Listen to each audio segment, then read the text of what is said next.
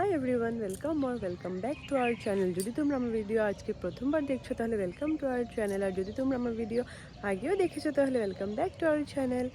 তো আজকের ব্লগটা আমি দুপুর 3টা বাজে এখন থেকে স্টার্ট করছি, কারণ সকালে একটু বিজি ছিলাম, যেহেতু মার বাড়িতে গেছিলাম, আবার এখানে এসেছি, তারপর একটু মানে বিজি শিডিউল ছিল।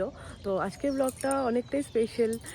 বিয়ে গেল, তারপর এখন আমার হানিমুন ট্রিপ বিয়ের পর।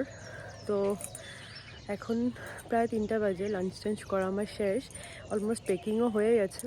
এখন গিয়ে রেডি হব। আমাদের ট্রেন বিকাল 7টা, মানে রাত 7টার সময়। তো এবার আমি যাই, গিয়ে রেডি হই। তো একটু মেসি হবে ব্লগগুলো একটু, কারণ সব সময় সব ক্লিপ নেওয়া যায় না, আমার জন্য পসিবল হয়ে ওঠে না, কারণ বিয়ের পরের লাইফটা একটু আলাদা। তো তাই আমি ডেইলি ব্লগ করতে পারি না। তো এখন তো চাই আগে গিয়ে রেডি হয়ে বেরিয়ে তোমাদের সাথে আমি সব শেয়ার করছি।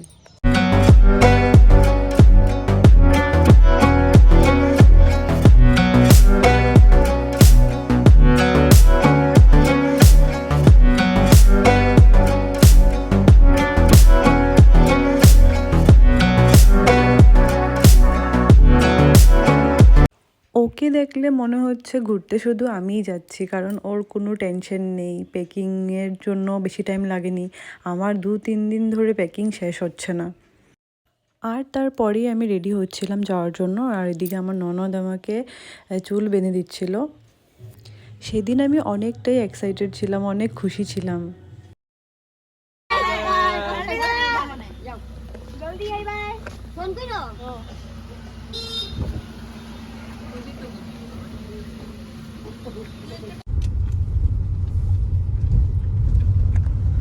আর আমরা যাচ্ছি স্টেশন থেকে যাব আমরা।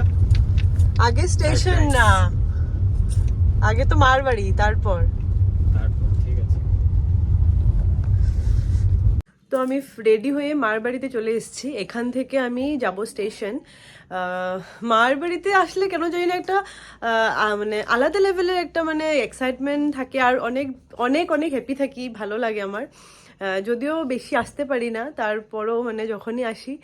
তো এখান থেকে আমার একটুখানি প্যাকিং বাকি আছে, তো সেটা কমপ্লিট করে তারপর ও একটু মার্কেটে গেছে, ও আসার পর চা খেয়ে তারপর আমরা যাব ঋষিদা স্টেশনে। তো চলো তোমরা দেখো আমাদের জার্নিটা। তারপরেই আমরা বেরিয়ে পড়েছিলাম স্টেশনে যাওয়ার জন্য। তো আমাদেরকে ড্রপ করার জন্য আয়ুষী, গুণ, আমার দেওর আর মেজো মামাও গেছিলো আমাদেরকে স্টেশনে ছাড়ার জন্য। তো একসাথে সেদিন মানে এত মজা লেগেছিল, আমি এক্সাইটেড ছিলাম, খুশি ছিলাম, তার মধ্যে সবাই ড্রপ করতে গেছিলো, আরও ভালো লাগছিল।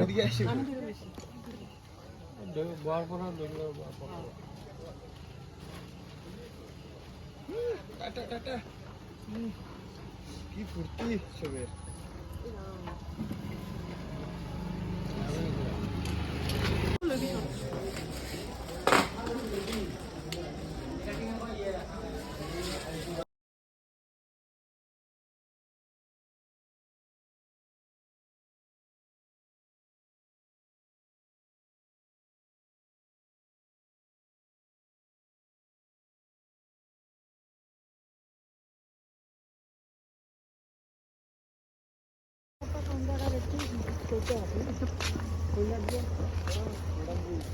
Express from Agartala to Sialda is arriving on platform number 1. তারপর আমাদের ট্রেন চলেই এসেছিল তখন। Bye bye.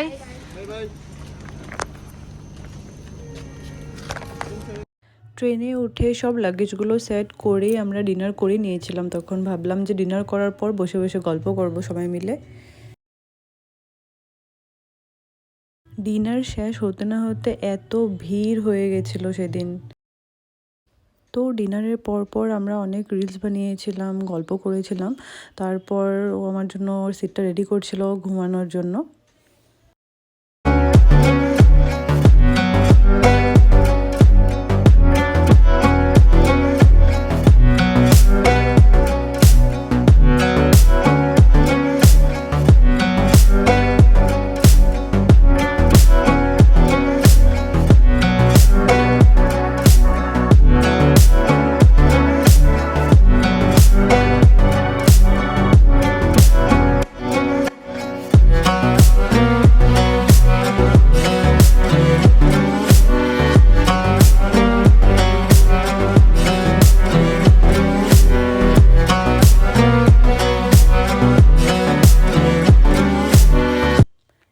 সুন্দর করে সিট রেডি করে আমাকে ঘুম পাড়িয়ে দিচ্ছিল, যে আমার এতটা মানে আদর লাগছিল ওর জন্য, এত ভালো লেগেছে, এত মানে কি বলবো তোমাদেরকে, অনেকটাই কেয়ারিং, মানে সিম্পল ওয়ার্ডে বলতে গেলে।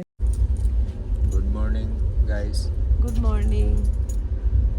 তো রাতে খেয়ে দিয়ে আমরা ঘুমিয়ে পড়েছিলাম, তো এখন উঠলাম, উঠে এবার নামার সময় অলরেডি এসে পড়েছে, তো নেমে তারপর আমি তোমাদের সাথে শেয়ার করছি। তো নেমে আমরা স্টেশনেই ফ্রেশ হয়ে যাচ্ছিলাম, কারণ রাস্তাটা মানে দার্জিলিং অনেকটাই দূর হবে, তো অনেক সারাদিন লেগে যাবে, তো ওর জন্য আমরা এখানেই ফ্রেশ ট্রেশ হয়ে তারপর বেরিয়েছিলাম।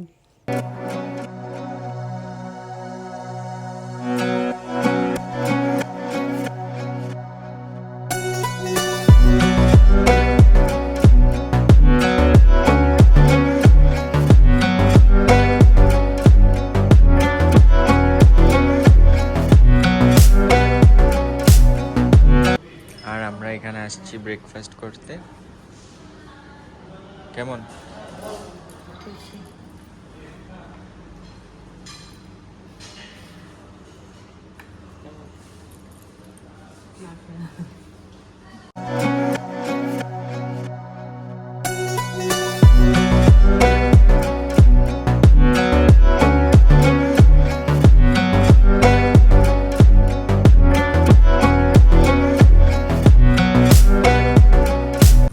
ব্রেকফাস্ট করার পর এখানে রিসর্টটার ভিতরে একটু আসলাম, জাস্ট একটু ভিউটা দেখে ফটো ক্লিক করব, করার পর তারপরে রুমে চলে যাব। তো জার্নির ব্লগটা আমি এখানেই এন্ড করছি। তো যদি ভালো লেগে থাকে please do like, share and subscribe. Tata.